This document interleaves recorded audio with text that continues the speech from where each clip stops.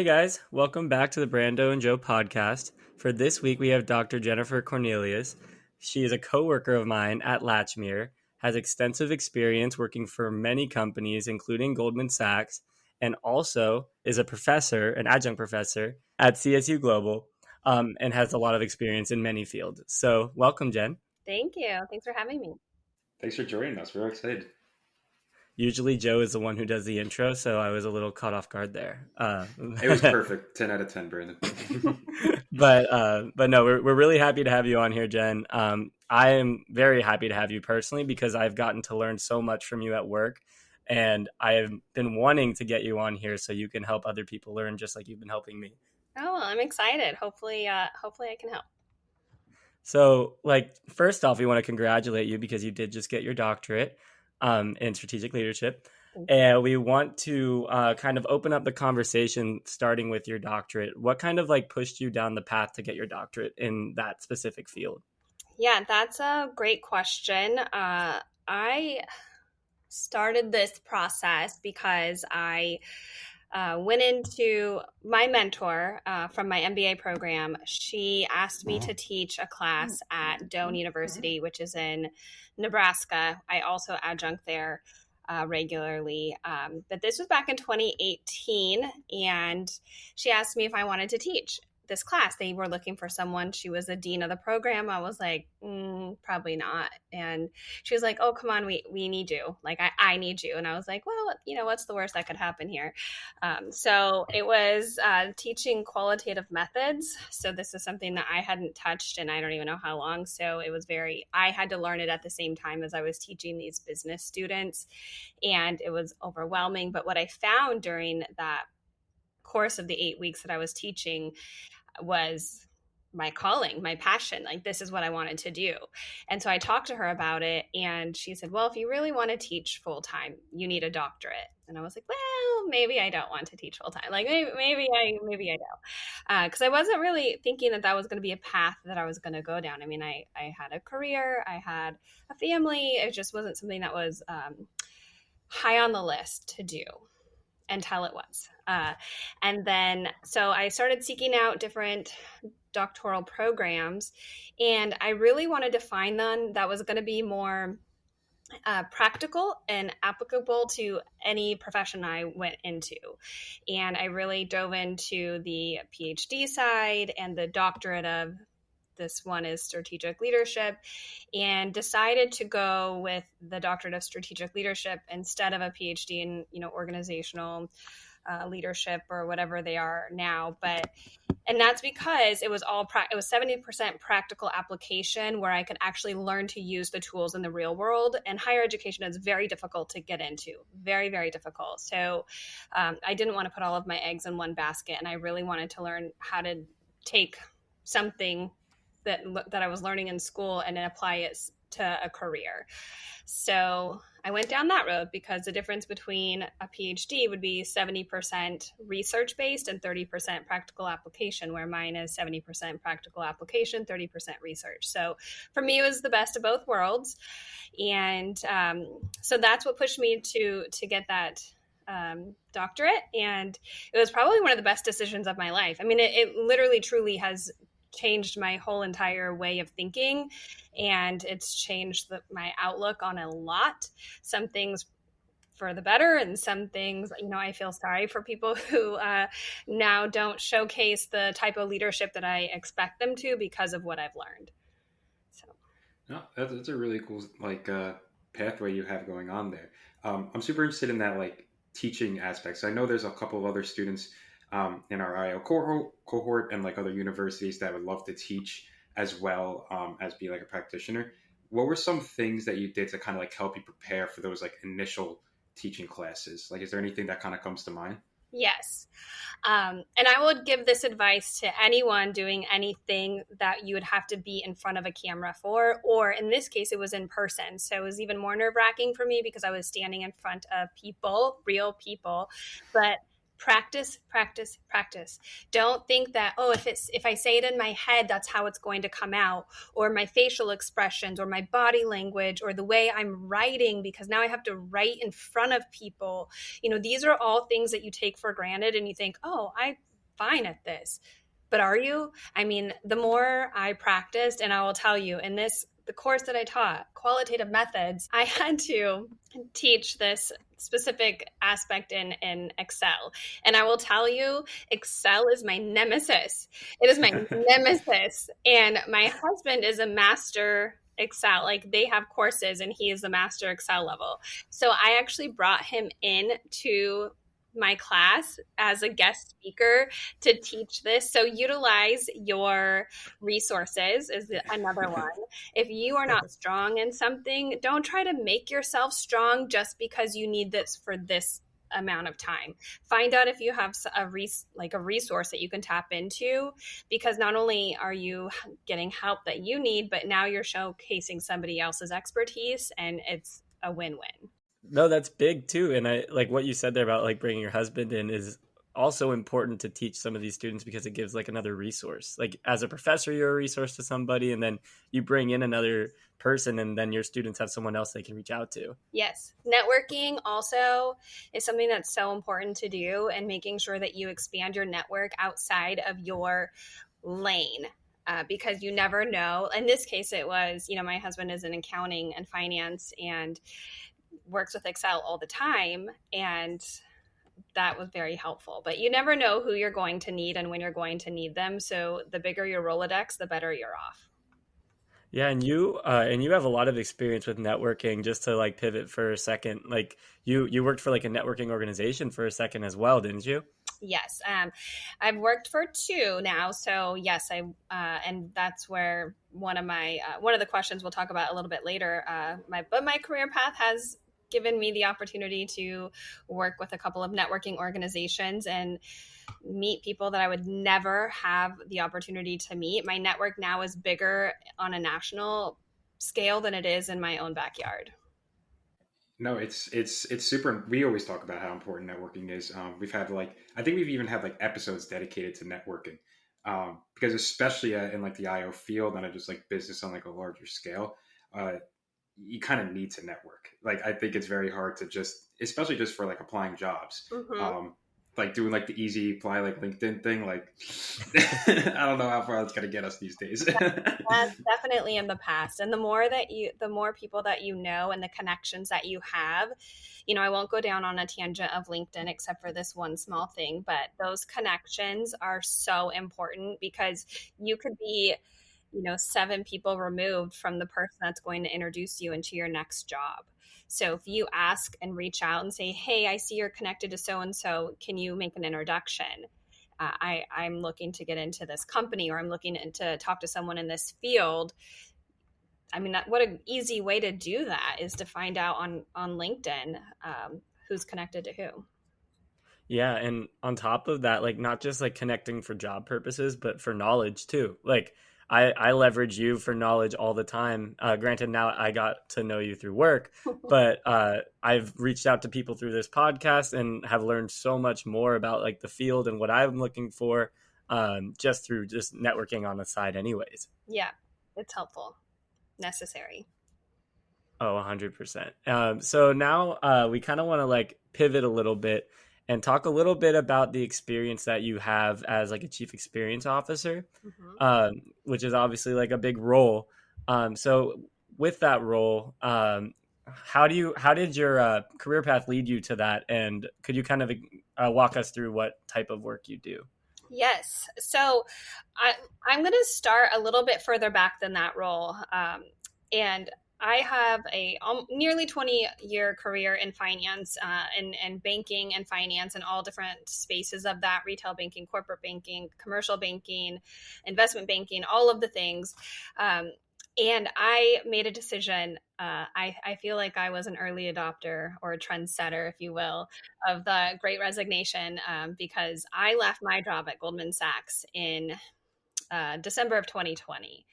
And I just knew that wasn't it. Like, finance wasn't it. It just was not it wasn't giving me the passion that I was looking for in life. So I made a switch. And through networking, I was introduced to the founder of the first networking organization that I worked for.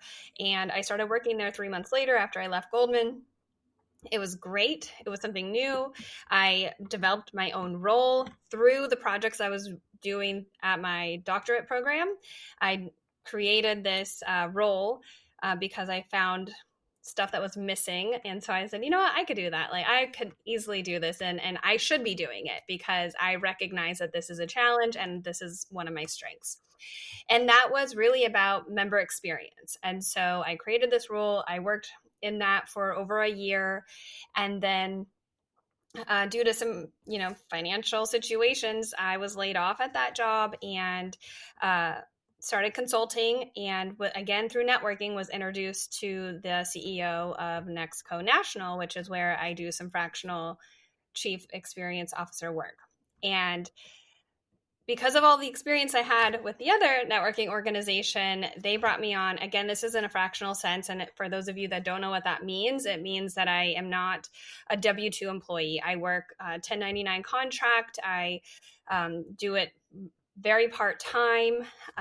And I get to help and meet a lot of people, but really the focus is on their experience within the organization. So this is a membership-based organization, and I help make sure that their experience is at the level that they want it to be.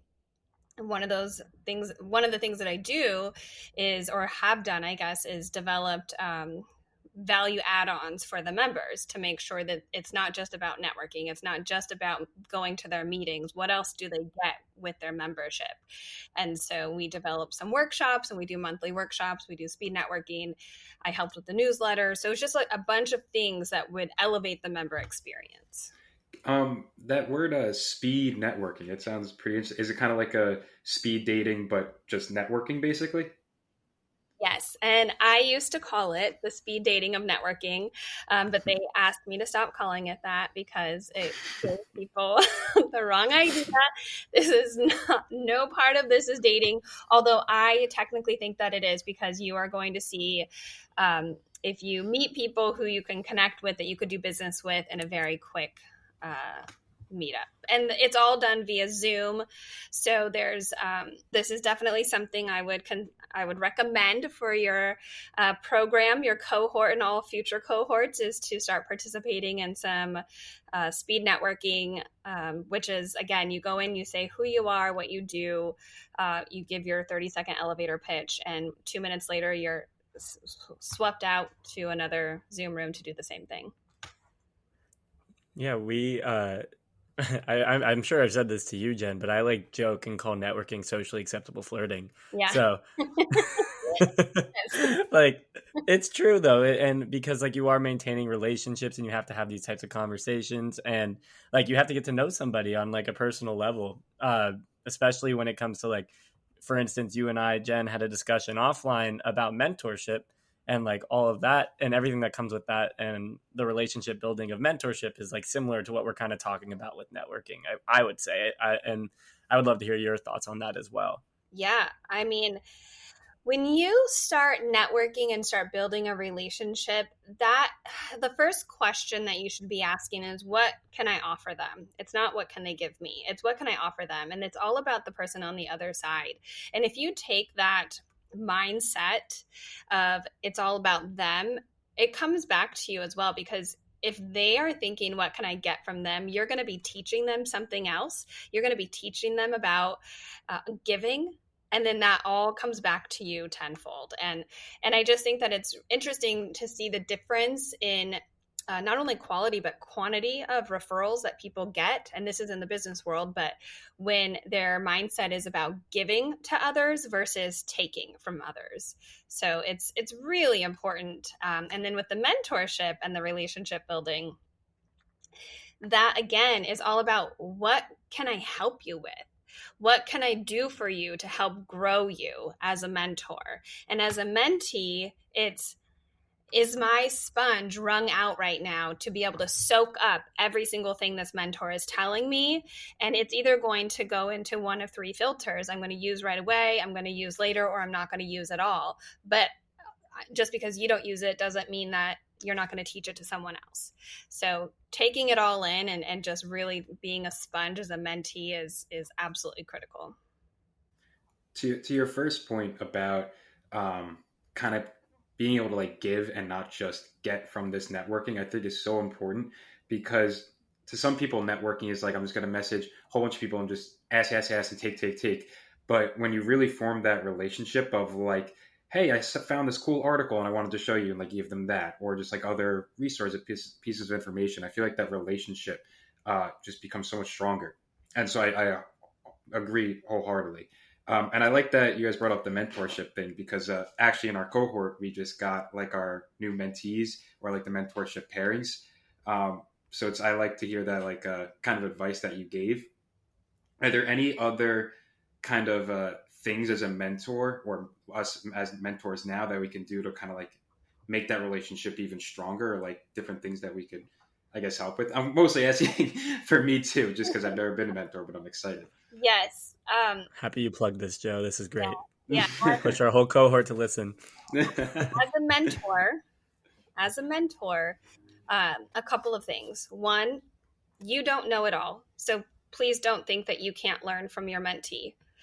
Take that in and figure out how that works for you, and then transition it back to helping them, because they may give you something that is critical for both of you in the future. But if you think that you have the mindset of I'm the mentor and you have to listen to everything I say, then you're missing opportunities for yourself as well.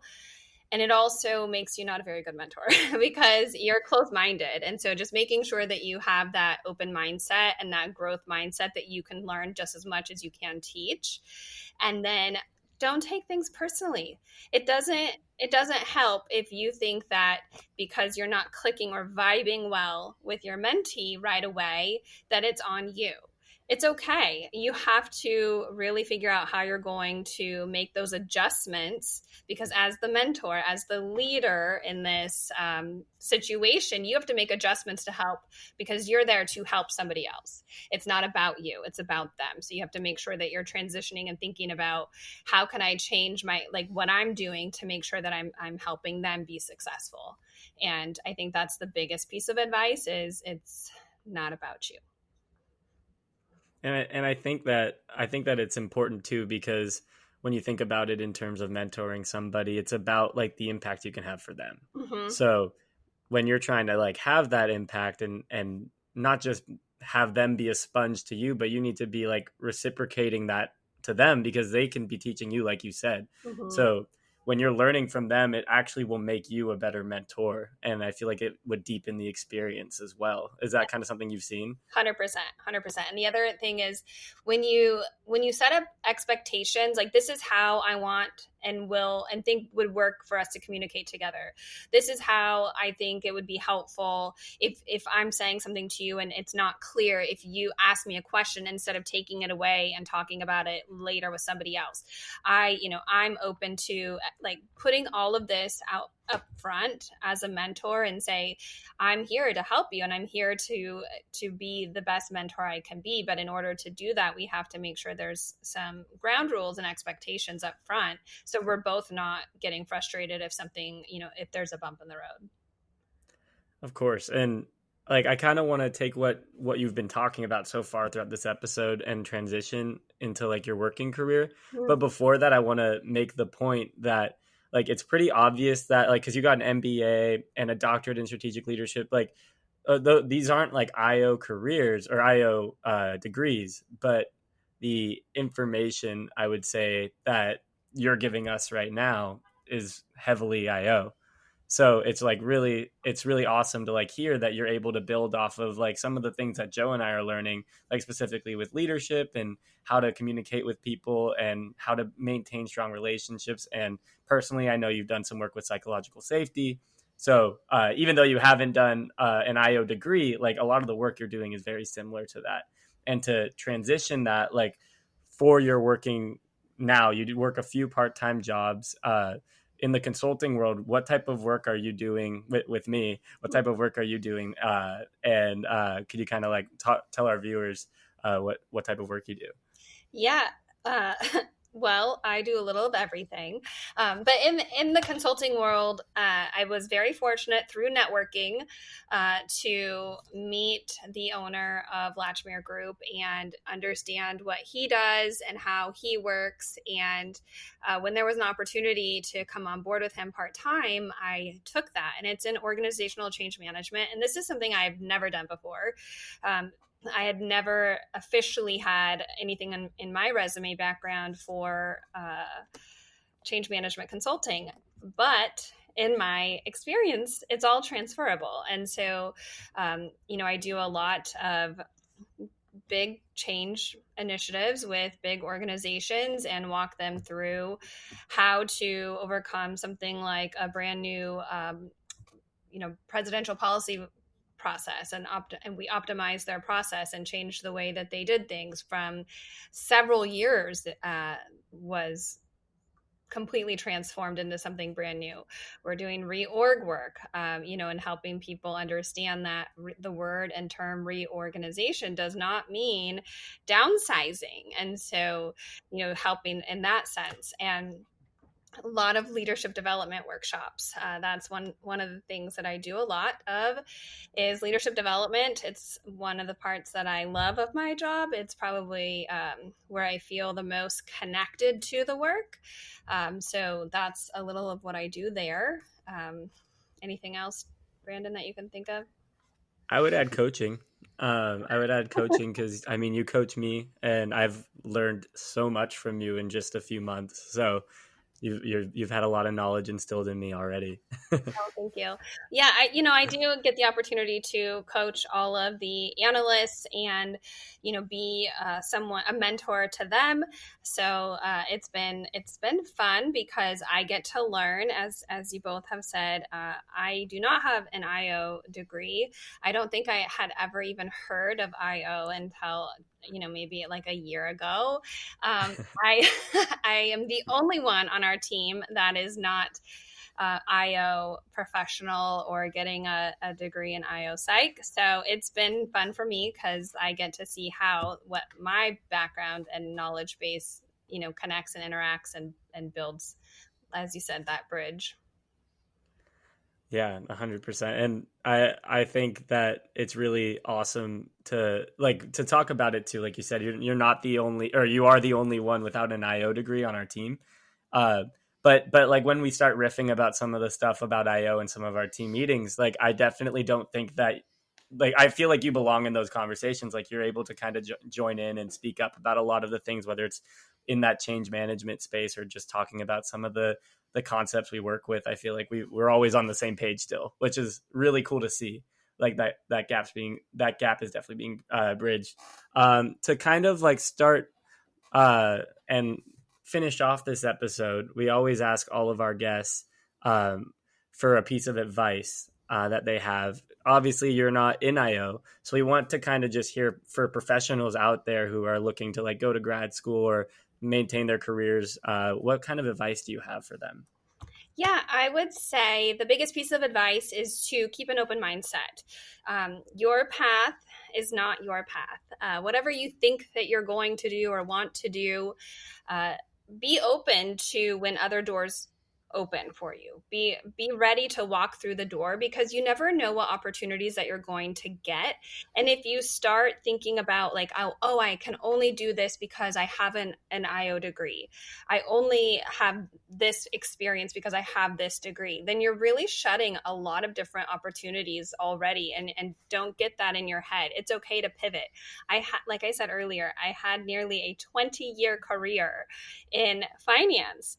And I completely pivoted and changed and made that change while I had a family. It's not like I was, single and had all of the flexibility and freedom in the world. But what I did have was support. So that's my other piece of advice, is find that support system, because this is a really tough world to navigate on a lot of different fronts. And the professional and work trying to find a job, you think that it's going to be so easy because now you have this degree, but that does not open up those doors for you like it used to several years ago. So just be open to the opportunities, find a really good support system, and also be flexible and know that the path that you're on right now may not be the path that you are 20 years from now, and that's okay.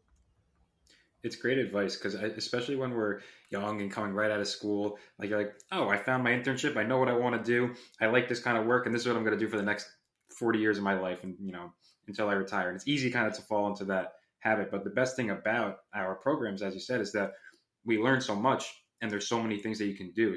And to like pigeonhole yourself into one specific position, um, you're kind of closing yourself off from so many other opportunities.